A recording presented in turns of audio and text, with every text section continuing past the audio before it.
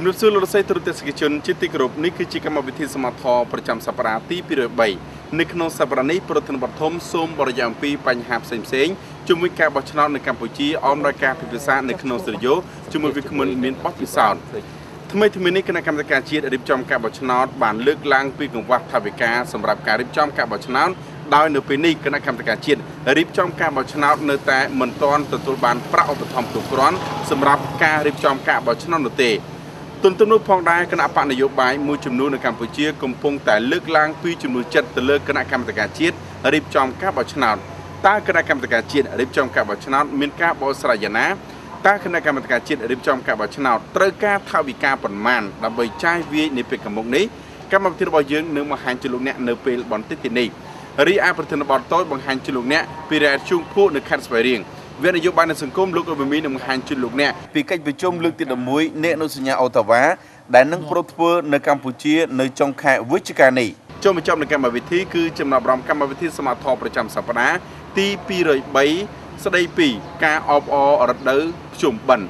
មនោទស្សនាប្រតិបត្តិក្រុមកម្មវិធីសមាធរបានធ្វើសម្រងមតិពីការយល់ដឹងជុំវិញការបោះឆ្នោតនៅពេលខាងមុខនេះតែឥឡូវសូមអញ្ជើញតាមដានទស្សនាកិច្ចសន្ទនារបស់លោកស្រីធួនៅក្នុងស្ទូឌីយោនៅក្នុងថ្ងៃនេះកម្មវិធីសមត្ថប្រចាំសប្តាហ៍សំលឹកយកប្រធានបទមួយដែលស្ដីអំពីការត្រៀមរៀបចំការបោះឆ្នោតជ្រើសរើសក្រុមប្រឹក្សាឃុំសង្កាត់មកជម្រាបជូនដោយកម្មវិធីយើងបានអញ្ជើញលោកគុលបញ្ញាលោកគឺជានាយកប្រតិបត្តិនៃគណៈកម្មាធិការដើម្បីការបោះឆ្នោតដោយសេរីនិងយុត្តិធម៌នៅកម្ពុជាឬហៅកាត់ថា Conference បាទសូមជម្រាបសួរលោកស្រីចា៎នេះខ្ញុំសូមជម្រាបថាលោកគុលបញ្ញាបានទទួលសញ្ញាបត្រអនុបណ្ឌិតផ្នែកនយោបាយសម្រាប់ការអភិវឌ្ឍនៅប្រទេសហូឡង់ហើយលោកមានបទពិសោធន៍ការងារផ្នែកបោះឆ្នោតនេះរយៈពេល18ឆ្នាំចំនៅពេលនេះខ្ញុំសូមអញ្ជើញលោកនិងទូតទស្សនិកជនតាមដានស្ដាប់នៅការបញ្ចេញមតិរបស់សាធារណជនតាក់ទងទៅនឹងការត្រៀមខ្លួនដើម្បីធ្វើការបោះឆ្នោតក្រុមប្រឹក្សាឃុំសង្កាត់នៅឆ្នាំ2012ខាងមុខនេះសូមជម្រាប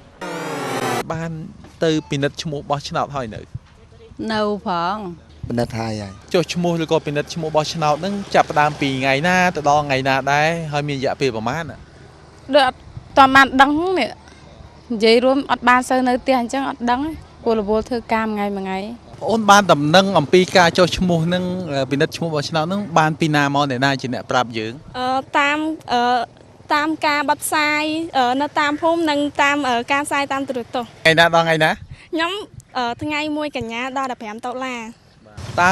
ក្នុងនាមប្អូនជាប្រជាពលរដ្ឋបងមានសំណុំពរអីទៅដល់គណៈបកទាំងឡាយដែលពេលឃោសនាបោះឆ្នោតគួរតែប្រើប្រាស់ពាក្យពេចន៍អីយ៉ាងម៉េចការឃោសនានឹងយ៉ាងម៉េចឲ្យបានសមរម្យខ្ញុំសូមសំណុំពរទៅខាងគណៈបកផ្សេងដែលយើងកុំបាច់ចំឌឺដងគ្នាទេបើប្រជាជនណាពេញចិត្តគេនឹងបោះឲ្យហើយលោកតាក់ទងទៅនឹងការចុះឈ្មោះបោះឆ្នោតនិងការពិនិត្យបញ្ជីឈ្មោះបោះឆ្នោតដែលកម្មវិធីយើងបានទៅធ្វើការស្ទាបស្ទង់មតិប្រជាពលរដ្ឋនៅតាមដងផ្លូវអំបញ្ញមិញយើងឃើញថាអ្នកខ្លះក៏បានជ្រាបខ្លះក៏មិនបានជ្រាបតែហេតុអ្វីទៅបើតាមខ្ញុំមើលការ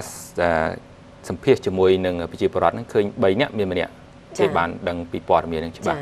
ថាគេដឹងពេលវេលាហើយគេបានដឹងព័ត៌មានតាមរយៈទូរទស្សន៍ហើយនឹងការបិទផ្សាយនៅតាមភូមិអញ្ចឹងការចាប់ផ្ដើមផងយើងមកដល់ថ្ងៃទី16ខែកញ្ញានេះបើសិនជាយើងយកការពិភាក្សាឥឡូវនេះគឺថាយើងឃើញថាមានប្រជាពលរដ្ឋចាប់ផ្ដើមយល់ច្រើនហើយបានព័ត៌មានហើយ30%ជាងប៉ុន្តែយើងមានការព្រួយបារម្ភដែរដែលយុវជនមួយចំនួនហ្នឹងគឺថាលោកអត់ទាន់បានព័ត៌មានគ្រប់គ្រាន់អំពីដំណើរការនៃការពិនិត្យមើលឈ្មោះបោះឆ្នោតនិងទៅចុះឈ្មោះបោះឆ្នោតចាហើយជាបន្តសូមអញ្ជើញលោកទូតទស្សនិកជនតាមដានទស្សនាបទយការបស់យើងដែលស្ដីអំពីការចុះឈ្មោះនិងការពិនិត្យបញ្ជីឈ្មោះបោះឆ្នោតចាសូមអញ្ជើញ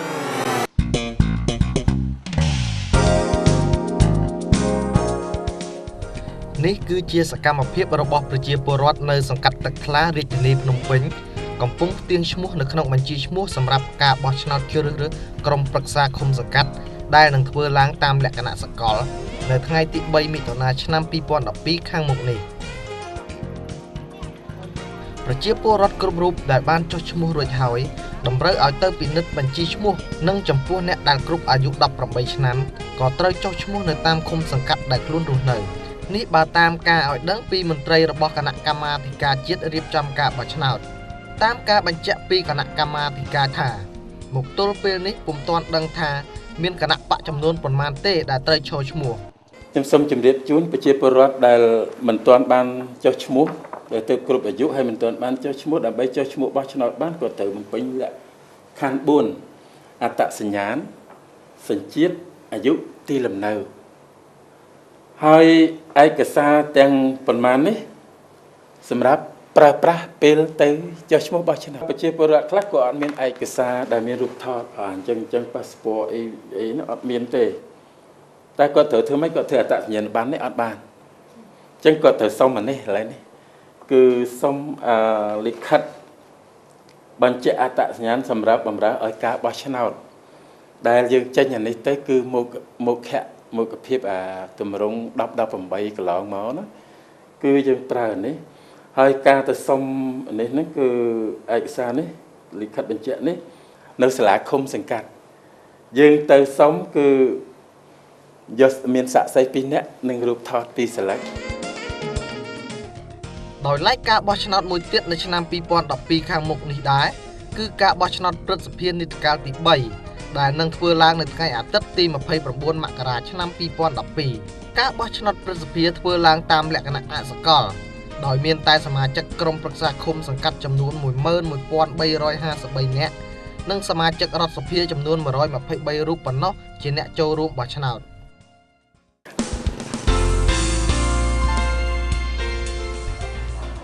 ចាប់ពីថ្ងៃទី1កញ្ញាឆ្នាំ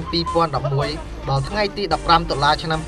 2011នៅគ្រប់សាលាឃុំសង្កាត់ទាំងអស់នៅក្នុងប្រទេសកម្ពុជាបានបិទផ្សាយបញ្ជីឈ្មោះអ្នកបោះឆ្នោតនិងទទួលចុះឈ្មោះអ្នកបោះឆ្នោតផងដែរអ្វីដែលប្លែកសម្រាប់ការបោះឆ្នោតអាណត្តិនេះគឺពេលថ្មីកន្លងមកនេះរដ្ឋសភាកម្ពុជាបានធ្វើវិសោធនកម្មច្បាប់បោះឆ្នោតគឺមានន័យថារដ្ឋសភាបានយល់ព្រមបង្កើនថ្ងៃថែមទៀតសម្រាប់ការពិនិត្យបញ្ជីឈ្មោះការចុះឈ្មោះនិងការប្តឹងតវ៉ាអំពីភាពមិនប្រក្រតីនៃការបោះឆ្នោតវិសោធនកម្មចំនួន13មាត្រានៃច្បាប់បោះឆ្នោតតំណាងរាស្ត្របានតម្រូវឲ្យការពិនិត្យបញ្ជីឈ្មោះនិងចុះឈ្មោះបោះឆ្នោតបានបង្កើតដល់45ថ្ងៃនិងបានបង្កើនរយៈពេលនៃការប្តឹងតវ៉ាទាក់ទិននឹងបញ្ជីឈ្មោះបោះឆ្នោតពី5ថ្ងៃទៅ10ថ្ងៃសម្រាប់ការបោះឆ្នោតជ្រើសរើសក្រុមប្រឹក្សាឃុំសង្កាត់ក៏ដូចជាការបោះឆ្នោតតំណាងរាស្ត្រនៅឆ្នាំ2013ខាងកោជបក៏លោកគិតគូរដែរផ្អែកទៅលើវិសោធនកម្មច្បាប់ថ្មីគឺមានការពន្យាថ្ងៃចុះឈ្មោះបោះឆ្នោតណាពីមុនមកថ្ងៃដែលប្រជាពលរដ្ឋលោកចុះឈ្មោះបោះឆ្នោតនៅតាមឃុំហ្នឹងគឺមានតែ20ថ្ងៃទេណាប៉ុន្តែសម្រាប់ឆ្នាំនេះគឺការរហូតដល់45ថ្ងៃអញ្ចឹងខ្ញុំគិតថា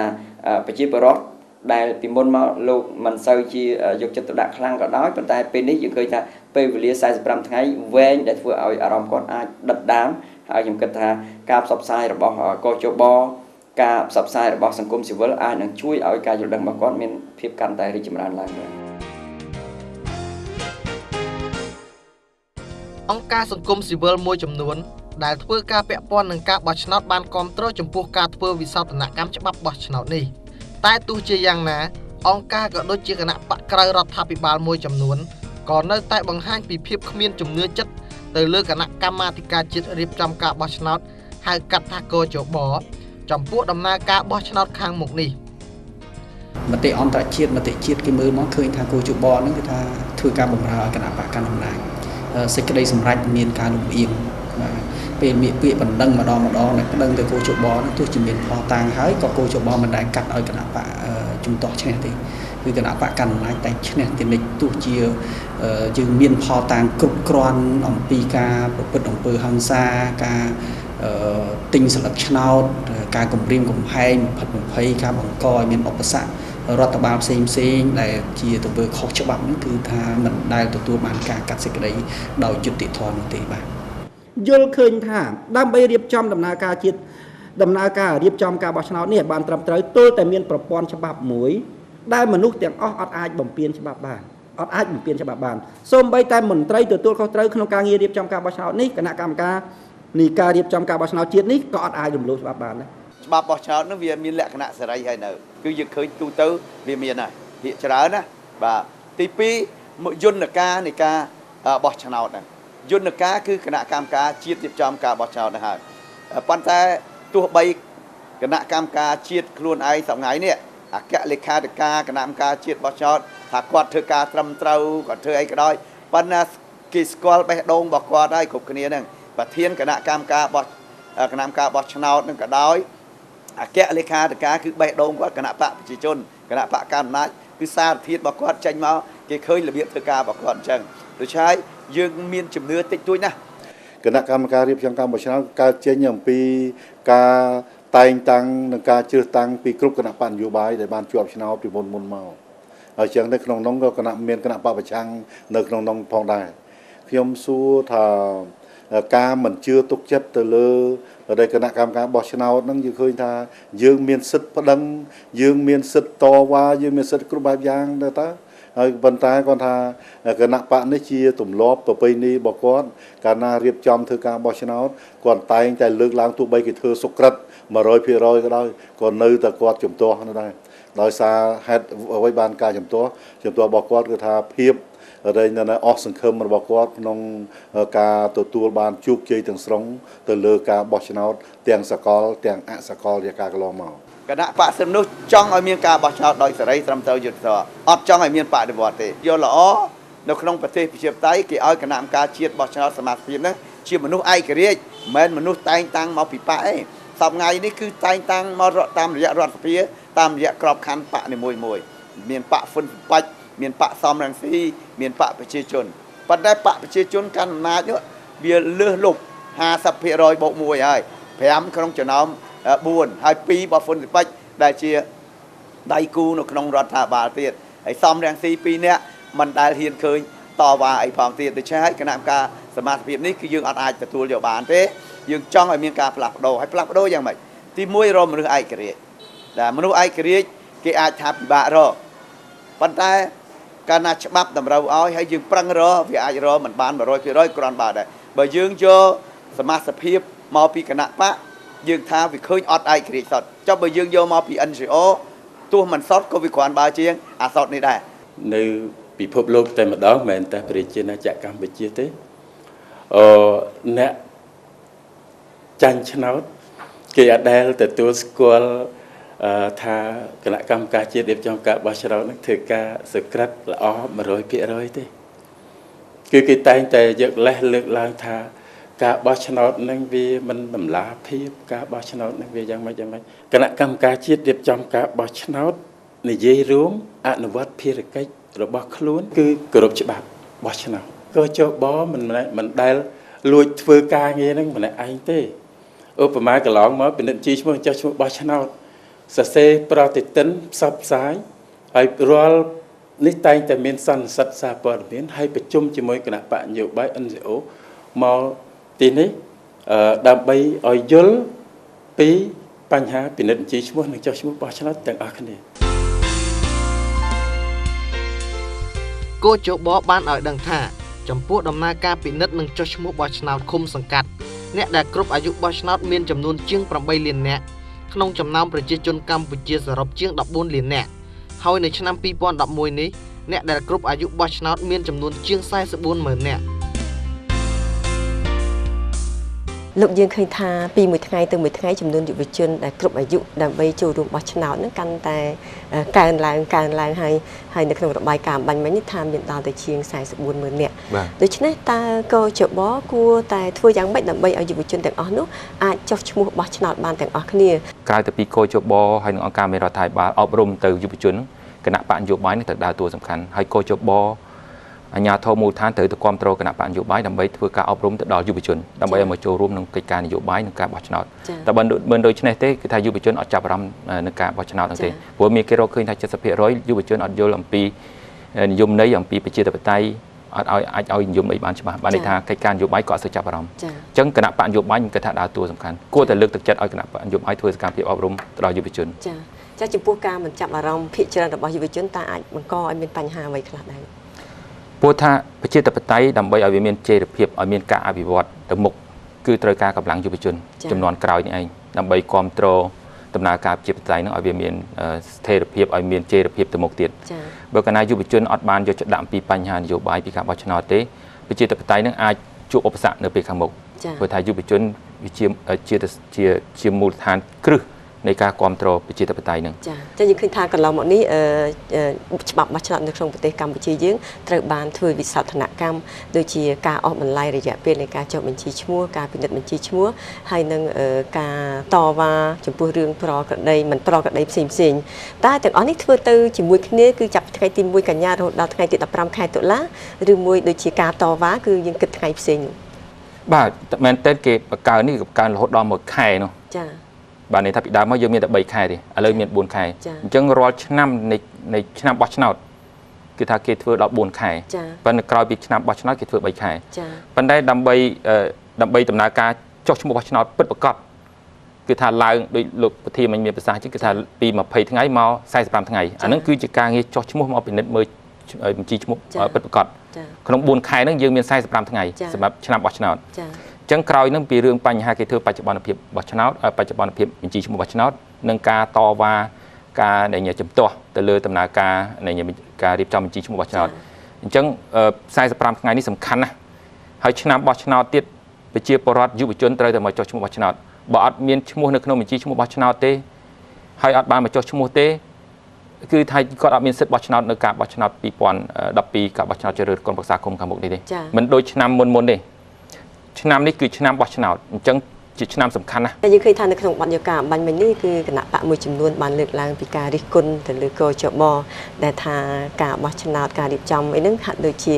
មិនមានភាពឯករាជ្យតើលោកយល់ឃើញយ៉ាងណាដែរចំពោះការរិះគន់នេះខ្ញុំគិតថាគណៈបកនយោបាយមានការលើកឡើងនេះជាការត្រឹមត្រូវព្រោះការលើកឡើងនេះមុនការបោះឆ្នោតព្រោះថាកុំឲ្យលើកឡើងទីទានកោចបក្រោយពេលបោះឆ្នោតតែគណៈទីទានក្រោយពេលបោះឆ្នោតគឺថាអត់ត្រឹមត្រូវទេប៉ុន្តែបើគាត់លើកមុនអញ្ចឹងពីការដែលគាត់មិនតន់ទុកចិត្តលើកោចបអញ្ចឹងគណៈបកទាំងអស់ទៅគណៈបកកណ្ដាលអំណាចទៅគណៈបកប្រឆាំងហ្នឹងគួរនាំគ្នាទៅជែកតើរកជោបាយមិនដើម្បីជឿទៅលើអាប៊ីតមួយព្រោះឥឡូវនេះវាមានឃើញជំរឿសពីរជំរឿសទី1រកឯករាជ្យរកអព្យាក្រឹតប៉ុន្តែទៅជែកគ្នាទៅគ្រប់គណៈបកទាំងអស់ថាពិបាករកណាមានគណៈបកខ្លះឲ្យយោបល់មកអង្គការមេរដ្ឋាភិបាលប៉ុន្តែបើឲ្យមកខាងគណៈបកកណ្ដាលអំណាចលោកថាទេអត់ទុកចិត្តខ្លាចទីទៀតខ្លាំងពេកអីទៅ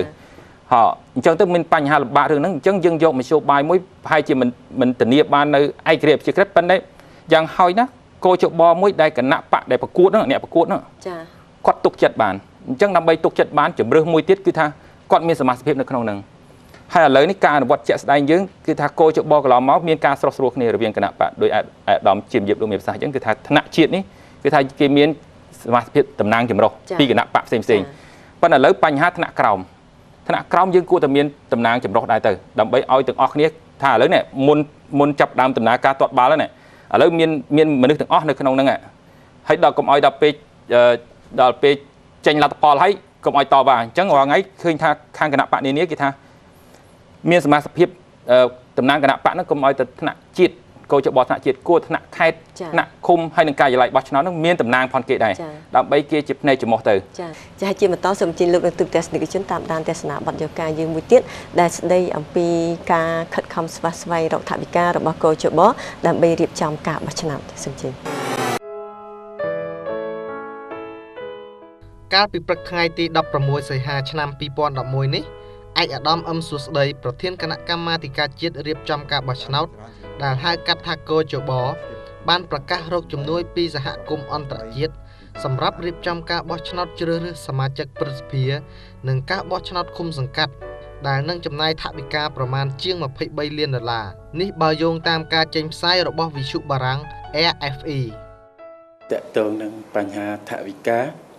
ខ្ញុំសូមជម្រាបជូនដែរការបោះឆ្នោតក្រុមប្រឹក្សាឃុំសង្កាត់យើងការចំណាយប្រហែលជាអស់ជាង$18 លានប៉ុន្តែថវិកាត្រូវបញ្ចូលទៅថវិកាប្រចាំឆ្នាំតាមច្បាប់របស់ក្រសួងសេដ្ឋកិច្ចហិរញ្ញវត្ថុហើយកន្លងមកនេះយើងឃើញថាតកតងទាំងការបោះឆ្នោតក្រុមប្រឹក្សាឃុំសង្កាត់វាមានមួយកណាត់គឺពិនិត្យបញ្ជីឈ្មោះនិងចុះឈ្មោះបោះឆ្នោតដូច្នេះលុយដែលរដ្ឋាភិបាលបានផ្ដល់ឲ្យគឺជាង$3 លានសល់ពីនោះថវិកាសម្រាប់ធ្វើការបោះឆ្នោតកំពុងតែដាក់ចូលថវិកាឆ្នាំ2012ហើយការអនុម័តយ៉ាងណានោះអត់ទាន់ដឹងទេព្រោះក្រសួងសេដ្ឋកិច្ចហិរញ្ញវត្ថុគេអាចកាត់បន្ថយឬយ៉ាងណាទៀតអាហ្នឹងវានៅថវិកា2012ខ្ញុំគិតថាការបោះឆ្នោតគឺជា គន្លឹះសំខាន់នៃលទ្ធិប្រជាធិបតេយ្យអញ្ចឹងថវិការបស់កជបមិនគួរត្រូវកាត់បន្ថយទេផ្ទុយទៅវិញគួរតែបន្ថែមដើម្បីកជបលោកមានឱកាសបំពេញតួនាទីរៀបចំការបោះឆ្នោតនឹងឲ្យស្របទៅនឹងរដ្ឋធម្មនុញ្ញរបស់កម្ពុជាអញ្ចឹងការដែលប្រកាសឡើងឬក៏ដំណឹងស្ដីពីការកាត់បន្ថយថវិការបស់កជបខ្ញុំគិតថាជារឿងមួយគួរឲ្យសោកស្ដាយបាទកជបនៅរងចាំការទម្លាក់កញ្ចប់ថវិកាពីរាជរដ្ឋាភិបាល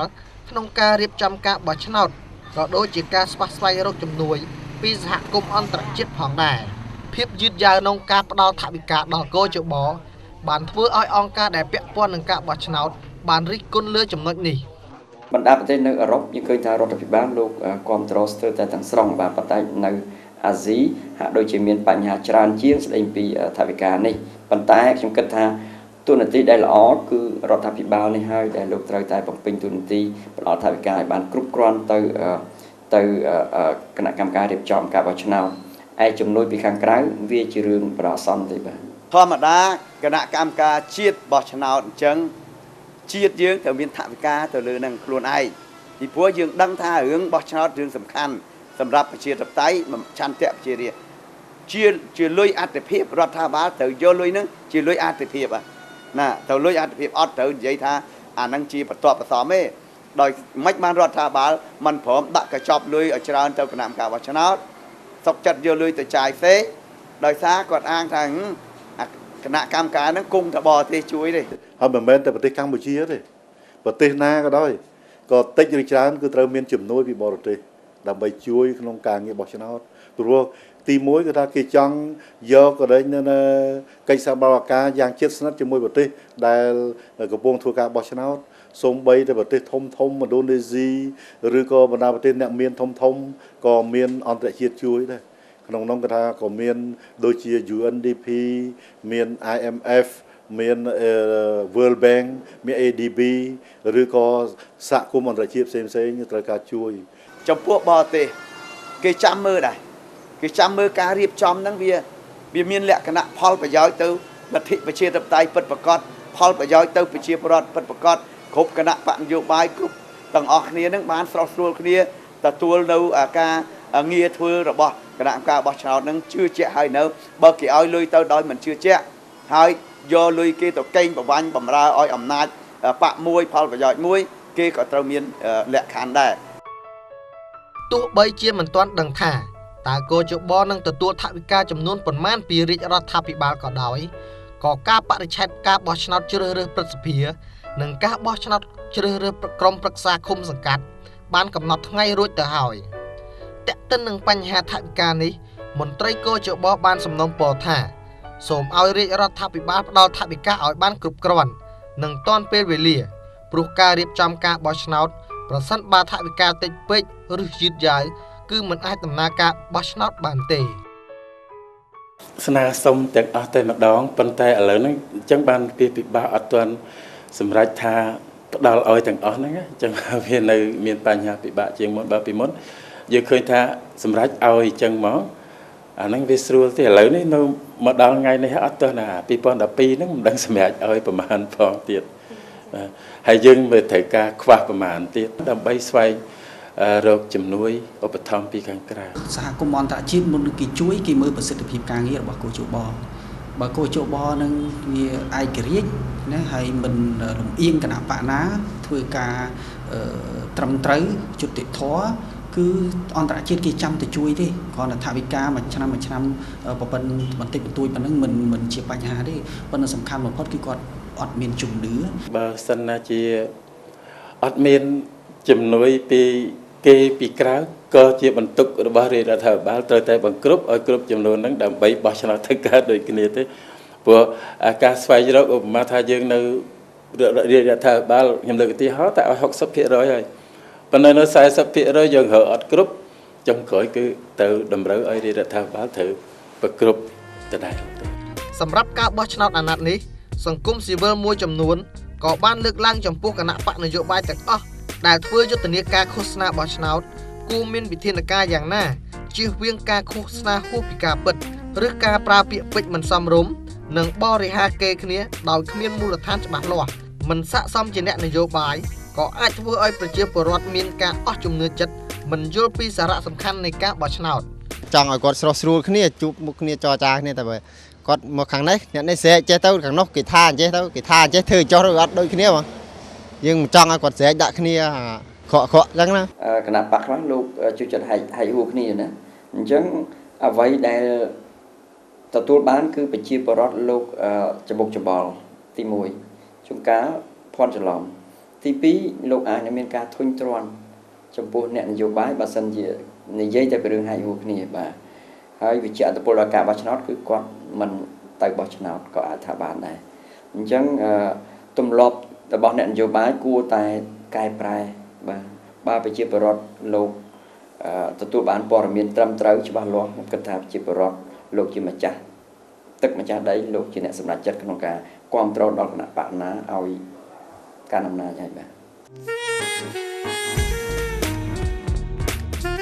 លទ្ធផលនៃការបោះឆ្នោតនៅថ្ងៃទី28កក្កដាឆ្នាំ2008កន្លងមក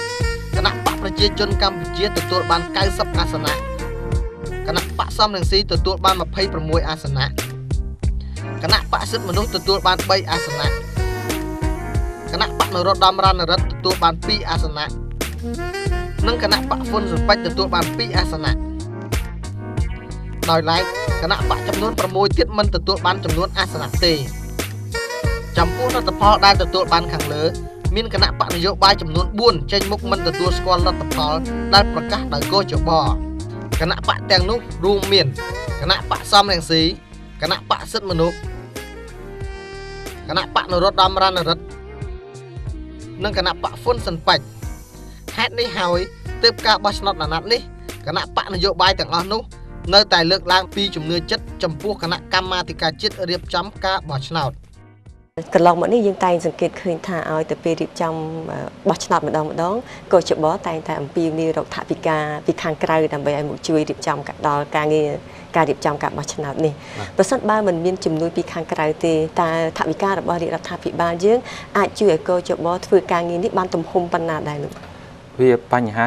ថវិកាសម្រាប់រៀបចំការបោះឆ្នោតនេះវាត្រូវតែមានការទទួលខុសត្រូវរបស់រដ្ឋាភិបាលហើយនឹងម្ចាស់ជំនួយព្រោះដោយសារតែការបោះឆ្នោតផងយើងនេះមែនទែនបានអនុវត្តមកតាម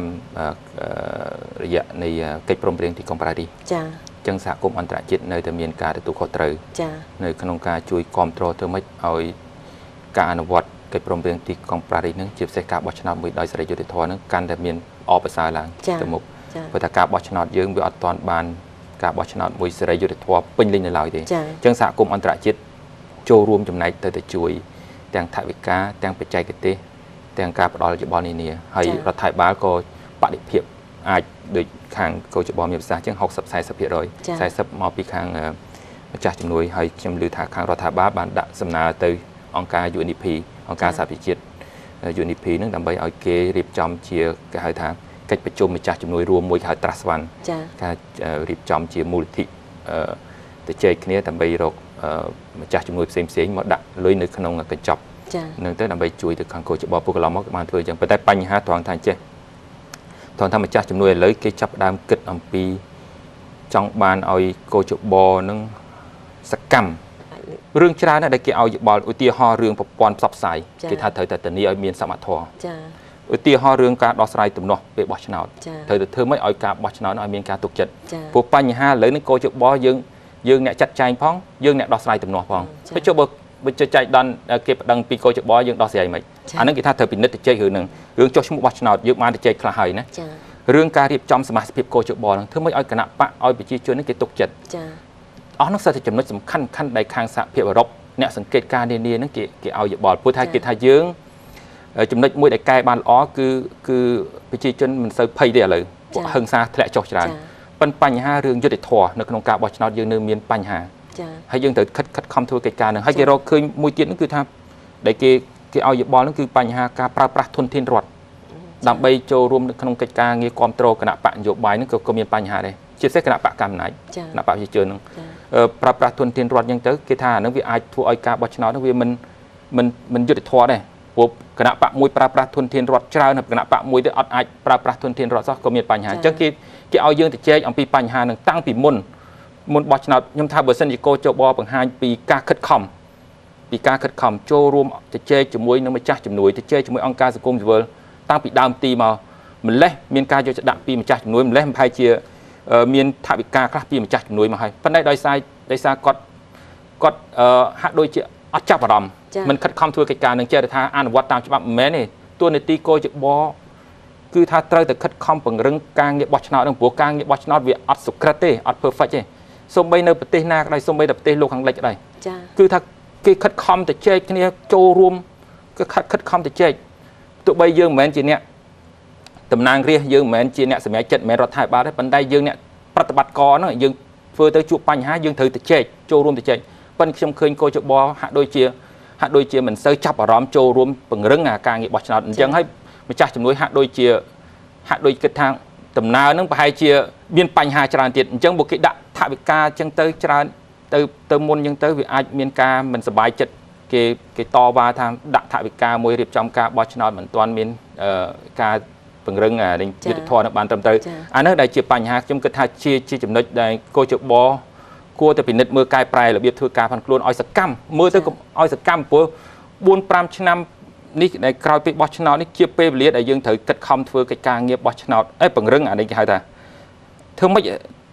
រៀបមើលនីតិที่ឲ្យយោបល់និយាយចំបង្ហាញពីភាពសកម្មចា៎ព្រោះឥឡូវនេះมันអាចអង្គុយទៅយើងថាអង្គុយទៅចាំលុយមកអត់បានសូម្បីតែការងាររដ្ឋាភិបាលឥឡូវក៏អញ្ចឹងដែរនិយាយពីប្រសិទ្ធភាពទៅមន្ត្រីរាជការទាំងអស់ពេលប្រសិទ្ធភាពបានអធិការហ្នឹងមានជាគម្រោងមានស្អីៗបើថាយើងថាចាំតែ routine ចាំប្រាក់ខែវាឥឡូវវាលែងអញ្ចឹងហើយសម័យឥឡូវសេដ្ឋកិច្ចក៏វាយ៉ាប់អីក៏យ៉ាប់ខ្ញុំគិតថាត្រូវតែបដូររបៀបធ្វើការហ្នឹងចាសសូមថ្លែងអំណរគុណចំពោះការបកស្រាយរបស់លោកចាលោកស្រីអ្នកនាងកញ្ញាទូទស្សនិកជនជាទីគោរពកិច្ចពិភាក្សារវាងនាងខ្ញុំនិងលោកគុលបញ្ញានៅក្នុងពេលនេះសូមបញ្ចប់តែត្រឹមនេះជាបន្តសូមអញ្ជើញលោកអ្នកជួបជាមួយនឹងអ្នករាយការណ៍ព័ត៌មានសមត្ថភាពវិញសូមអញ្ជើញ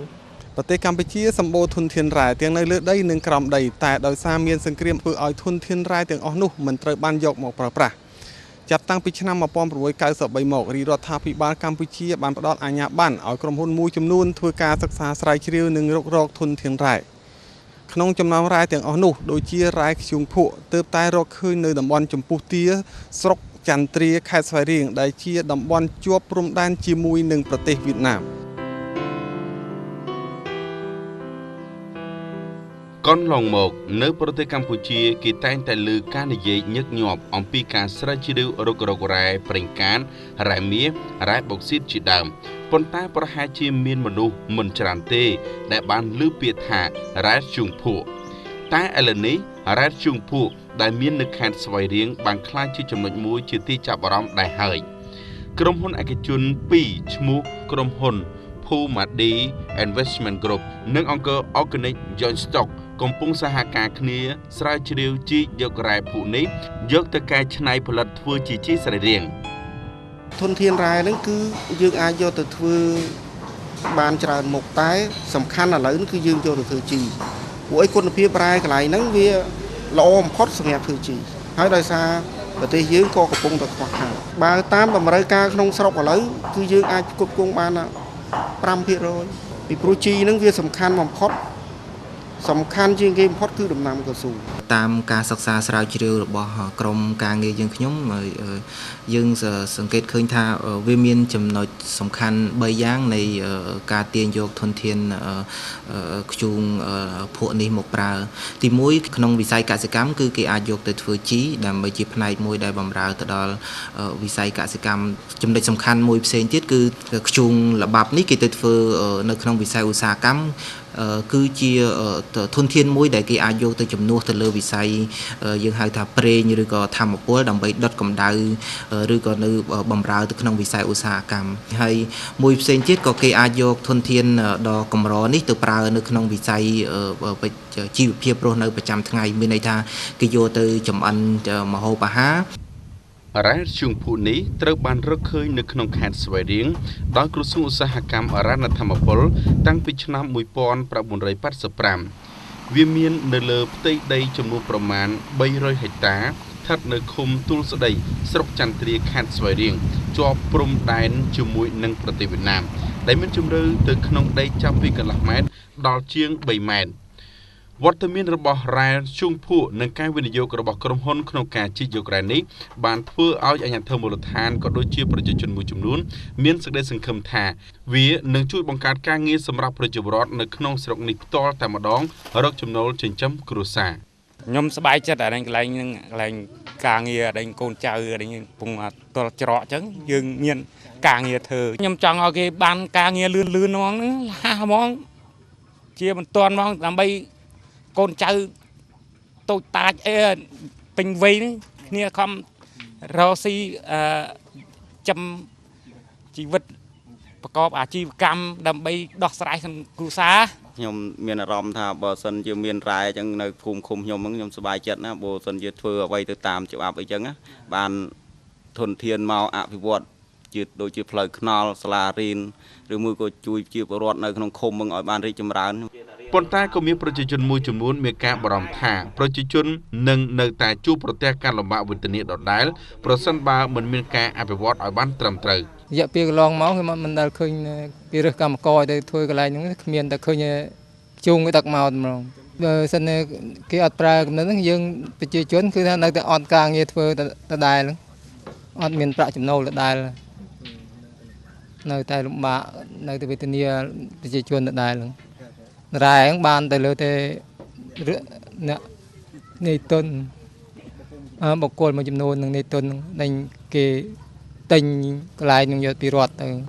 តាក់ទងទៅនឹងបញ្ហានេះលោកស៊ុំសុជាតិអភិបាលរងខេត្តស្វាយរៀងបានស្រ័យបំភ្លឺថាការផ្ដល់អាជ្ញាប័ណ្ណរបស់ក្រសួងឧស្សាហកម្មរ៉ែធម្មពលនេះកន្លងមកគឺផ្ដល់ជូនទៅក្រុមហ៊ុនក្នុងការសិក្សាស្រាវជ្រាវទេបាទហើយក្នុងការសិក្សាស្រាវជ្រាវនេះយើងបានកំណត់ហើយបាទថាมันមានការបង់ថ្លៃអ្វីទាំងអស់ពាក់ព័ន្ធនឹងរឿងរ៉ាវជុំពូនេះលោកមីខេងសមាជិកក្រុមប្រឹក្សាខេត្តមកពីគណៈបកសំរងស៊ីបានលើកឡើងថាដំណាភិបក្នុងការផ្ដល់ដីដែលមានធនធានរ៉ែជុំភក់ទៅឲ្យក្រុមហ៊ុនក្នុងស្រុកសរសាស្រាវជ្រាវនិងរុករកនៅមានកម្រិតបើតាមខ្ញុំមើលបើសិនជាប្រយោជន៍យើងមកដល់ខេត្តហាក់ដូចជាគ្មានទេព្រោះខ្ញុំអត់ដឹងថាគេធ្វើអាជីវកម្មហ្នឹងក្រុមហ៊ុនណាហើយមានច្បាប់លេខប្រមាណត្រូវអនុញ្ញាតឲ្យធ្វើអាជីវកម្មទៅលើរ៉ែធម្មជាតិនេះអញ្ចឹងខ្ញុំគិតថានៅក្នុងខេត្តអត់មានទេប៉ុន្តែអាចផលប្រយោជន៍ហ្នឹងជាផលប្រយោជន៍បុគ្គលច្រើនជាងបើសិនជាផលប្រយោជន៍របស់ជាតិរឿងនេះវាត្រូវប្រកាសទូលំទូលាយអ្នកណាក៏ដឹងថាតំបន់នោះត្រូវបានរដ្ឋឬក្រុមហ៊ុនណាមួយធ្វើអាជីវកម្មដែរប៉ុន្តែវាមានលក្ខណៈធ្វើការស្ងាត់ពាក់ព័ន្ធនឹងបញ្ហាការចោទប្រកាន់នេះខ្ញុំថាហាក់បីដូចជាវាអយុត្តិធម៌បាទព្រោះថាការផ្ដល់អាជ្ញាប័ណ្ណគឺយើងផ្ដល់តាំងពី2006នោះរាយក្រុមប្រឹក្សាខេត្តទៅតែកើតនៅ2008 2009នេះទេបាទក្នុងរយៈពេល2ឆ្នាំកន្លងមកនេះទេហើយដូច្នេះខ្ញុំថាក្នុងនាមគណៈអភិបាលមួយរូបនៅក្នុងបាទជួរគណៈអភិបាលខេត្តនេះខ្ញុំថាมันមានបញ្ហាអីលាក់លៀមទេបាទយើងតែងតែប្រជុំវិសាមញ្ញក្រុមប្រឹក្សាខេត្តនៅពេលណាដែលសមាជិករបស់ក្រុមប្រឹក្សាលោកចង់ដឹងពីបញ្ហាអ្វីមួយលោកលើកក្នុងរបៀបវរៈបាទលើកក្នុងរបៀបវរៈសម្រាប់ប្រជុំវិសាមញ្ញរបស់គាត់ទៅហើយគាត់អាចកោះអញ្ជើញបាទស្ថាប័នពាក់ព័ន្ធគឺជាពិសេសគឺថាស្ថាប័នជំនាញហ្នឹងរួមជាមួយនឹងគណៈអភិបាលដើម្បីបំភ្លឺជូនបាទរាល់បញ្ហាចម្ងល់របស់បញ្ហានេះតើការសិក្សាស្រាវជ្រាវរុករកធនធានរ៉ែជុំភក់នេះអាចប៉ះពាល់ទៅលើដីធ្លីជាកម្មសិទ្ធិនិងផលដំណាំមួយចំនួនរបស់ប្រជាពលរដ្ឋរស់នៅទីនោះបែបណាដែរលោកឆែឌឿនប្រធានក្រុមហ៊ុនអង្គរ Organic Joint Stock ក៏បានបញ្ជាក់ឲ្យដឹងផងដែរពីផលប៉ះពាល់មួយចំនួនដូចជាប៉ះពាល់ទៅលើចំការកូនឈើដើមអាកាសយ៉ារបស់ប្រជាពលរដ្ឋប្រមាណ10ហិកតាបញ្ហានេះក្រុមហ៊ុនបានទូទាត់សំណងសមស្របទៅនឹងតម្លៃទីផ្សារចំពោះផលប៉ះពាល់ចំពោះប្រជាពលរដ្ឋនៅក្នុងតំបន់ដែលសិក្សាស្រាវជ្រាវយករ៉ែនេះវាមានលក្ខណៈអំណោយផលណាស់ព្រោះថាប្រជាពលរដ្ឋលោកមិនបានរស់នៅក្នុង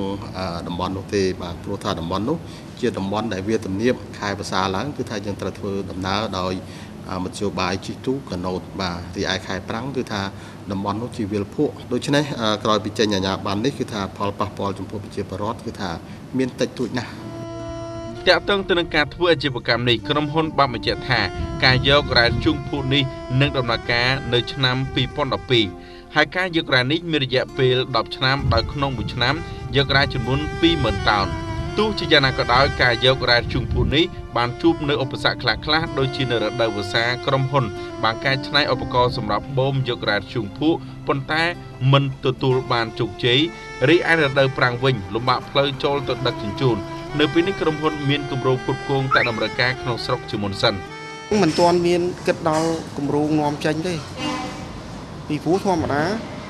កាលណាយើងប្រើប្រាស់រ៉ែនៅក្នុងស្រុកយើងដើម្បីធ្វើជីវាមានផលប្រយោជន៍ដោយសារវាមានតម្លៃថោកហើយប្រជាជនយើងក៏មានការងារធ្វើហើយយើងក៏មានចំណេះដឹងខាងហ្នឹងវាថាកាន់តែជ្រៅជ្រះទៅហើយវាប្រសើរជាងការប្រើប្រាស់ជីគីមីលោកសុំសុជាតិអភិបាលរដ្ឋខណ្ឌស្វាយរៀងបានបញ្ជាក់ថាលោកនឹងខិតខំគ្រប់គ្រងធនធានរ៉ែជុំភូនេះឲ្យបានត្រឹមត្រូវនៅពេលដំណើរការធ្វើអាជីវកម្មដើម្បីទាញយកប្រយោជន៍ពីរ៉ែនេះមកអភិវឌ្ឍពិសេសគឺភូមិឃុំដែលមានធនធានរ៉ែជុំភូលោកស្រីពេញមិត្តទូរទស្សនិកជនជាទីមេត្រីកិច្ចប្រជុំលើកទី11នៃអនុសញ្ញាអូតាវ៉ានឹងប្រព្រឹត្តទៅនៅរាជធានីភ្នំពេញក្នុងខែវិច្ឆិកាឆ្នាំ2011នេះដូច្នេះនៅក្នុងសប្តាហ៍នេះយើងខ្ញុំសូមអញ្ជើញលោកស្រីតាមដាននៅបទសម្ភាសន៍របស់ខ្ញុំបាទជុំវិញបញ្ហានេះ8ខែវិច្ឆិការហូតទៅដល់ថ្ងៃទី2ខែធ្នូឆ្នាំ2011នេះកម្ពុជាយើងនឹងធ្វើជាម្ចាស់ផ្ទះនិងជាប្រធាននៃកិច្ចប្រជុំលើកទី11រដ្ឋភាគីនៃអនុសញ្ញាអូតាវ៉ានេះគឺជាលទ្ធផលដ៏សំហេតុផលមួយដែលកម្ពុជាយើងទទួលបានបន្ទាប់ពីយើងបានដំណើរការសកម្មភាពនាំមុខមួយនៅក្នុងវិស័យសកម្មភាពមីននេះពិសេសនៅក្នុងការអនុវត្តនៅរាល់កាតព្វកិច្ចនិងភារកិច្ចទាំងឡាយរបស់អនុសញ្ញាអូតាវ៉ារយៈពេលជាង10ឆ្នាំកន្លងទៅនេះហើយអនុសញ្ញានេះគឺជាអនុសញ្ញាដែលមានប្រទេស156ជារដ្ឋភាគីThe convention entered into force, that is, it became អនុសញ្ញានេះបានចូលជាធរមាននិងក្លាយទៅជាកាតព្វកិច្ចអន្តរជាតិចាប់តាំងពីថ្ងៃទី1ខែមីនាឆ្នាំ1999មកគោលបំណងនៃអនុសញ្ញានេះគឺដើម្បីបញ្ចប់ក្តីទុក្ខនិងគ្រោះថ្នាក់ដែលបណ្ដាលមកពីគ្រាប់មីនប្រឆាំងនឹងមនុស្សហើយអនុសញ្ញានេះតាមរយៈគោលបំណងសំខាន់4គឺការទទួលយកជាសកលនៅសន្ធិសញ្ញានេះការបំផ្លាញចោលនៅទីកន្លែងស្តុកគ្រាប់មីនប្រឆាំងនឹងមនុស្សការបោសសម្អាតតំបន់ទាំងអស់ដែលមានគ្រាប់មីននិងការជួយដល់ជនរងគ្រោះដែលនៅរស់រានមានជីវិតទាំងនេះគឺជាគោលបំណងសំខាន់ទាំង4របស់អនុសញ្ញានេះនឹងថាតើអ្នកត្រូវរៀបចំការងារនៃអនុសញ្ញានេះជាទូទៅយ៉ាងដូចម្តេច and how the work of the convention is generally organized កិច្ចប្រជុំលើកនេះនឹងប្រព្រឹត្តទៅនៅលើទឹកដីកំណើតនៃអនុសញ្ញាទឹកដីកំណើតនៃអនុសញ្ញាកម្ពុជារួមជាមួយនឹងប្រទេសមួយចំនួនទៀតដូចជាប្រទេសម៉ូសាំប៊ិកបូស្នីអាហ្សេហ្គូវីននីការ៉ាហ្គាឬក៏អាហ្វហ្គានីស្ថានសុទ្ធសឹងតែជាប្រទេសដែលធ្លាប់រងគ្រោះហើយនៅកំពុងរងគ្រោះដោយសារការទុកបន្សល់ទុកនៅក្របមីនប្រឆាំងមនុស្សនេះ This meeting is potentially important in terms of the possibility កិច្ចប្រជុំមានសារៈសំខាន់យ៉ាងខ្លាំងបើនិយាយអំពីលទ្ធភាពនៃការចូលរួមពីប្រទេសដែលជាសមាជិកអាស៊ានមួយចំនួនដែលមិនបានចូលរួមនៅក្នុងអនុសញ្ញានេះមិនមានប្រទេសលើសពីនេះដែលចូលរួមនៅក្នុងអនុសញ្ញានេះក្នុងរយៈពេល4ឆ្នាំនោះឡើយប៉ុន្តែយើងសង្ឃឹមថានឹងមានការផ្លាស់ប្ដូរនៅក្នុងពេលឆាប់ខាងមុខនេះហើយការចូលរួមរបស់ប្រទេសទាំងនោះគឺត្រូវធ្វើទៅតាមគោលការណ៍សំខាន់ដែលត្រូវបានបង្កើតឡើងដោយកិច្ចប្រជុំនេះនិងផ្ដោតឡើងវិញទៅលើការយកចិត្តទុកដាក់លើបញ្ហានានាដែលមនុស្សកំពុងប្រឈមលើសពីនេះទៅទៀតយើងសង្ឃឹមថាប្រទេសហូឡង់ហ្វាំងឡង់ជាប្រទេសពីរស្ថិតក្នុងសហគមន៍អឺរ៉ុបមិនទាន់បានផ្ដល់សច្ចាប័នលើអនុសញ្ញានេះនៅឡើយយើងសង្ឃឹមថាពួកគេនឹងចូលរួមក្នុងពេលឆាប់បន្ទាប់ពីកិច្ចប្រជុំនេះ hopefully very soon following the 11 MSP បន្ទាប់ពីនេះយើងខ្ញុំសូមអញ្ជើញលោកស្រីតាមដាននៅចំណាប់អារម្មណ៍របស់កម្មវិធីយើងជុំវិញពិធីបុណ្យភ្ជុំទំនិញសុកមុខត្រីសាច់បន្លែថ្ងៃបុណ្យភ្ជុំខ្មែរសូមរក្សាថ្លៃប្រជាកាន់បិណ្ឌគ្រប់14ថ្ងៃកុំដំឡើងថ្លៃទៅតាមប្រេងសាំង តាក់ស៊ីឡានក្រុងរួមទាំងរមាក់ដឹកម៉ួយទៅស្រុកសូមកុំផ្លត់ភ្លាំងថ្លៃឈ្នួលធម្មតាដូចរៀងរាល់ដងរក្សាអ្នកផងជាជនរួមជាតិចប់បុណ្យនិវត្តន៍សំពះលាម៉ែលាស្រុកលាស្រែលាមិត្តលាញាតិគ្រប់គ្នាបើកបរបានដោយសវត្ថិស្រឡាញ់ជីវិតត្រូវគោរពច្បាប់កម្មវិធីសមាធិប្រចាំសប្តាហ៍មានផ្សាយរៀងរាល់យប់ថ្ងៃអាទិត្យក្រោយកម្មវិធីព័ត៌មាននិងផ្សាយឡើងវិញលើកទី1រៀងរាល់ថ្ងៃច័ន្ទវេលាម៉ោង 1 រសៀលលើកទី2រៀងរាល់ម៉ោង 1 ទីភ្លឺថ្ងៃពុធលើកទី3រៀងរាល់ថ្ងៃសុក្រវេលាម៉ោង 3 រសៀលលោកអ្នកអាចទស្សនាការទំព័រនិងចូលរួមបញ្ចេញមតិយោបល់តាមរយៈ SMS, Email និង Facebook ដែលមាននៅលើកញ្ចក់ទូរទស្សន៍ស្រាប់លោកអ្នកអាចទស្សនាវីដេអូកម្មវិធីសមាធិប្រចាំសប្តាហ៍ដោយចូលទៅ website www.equitycamp.tv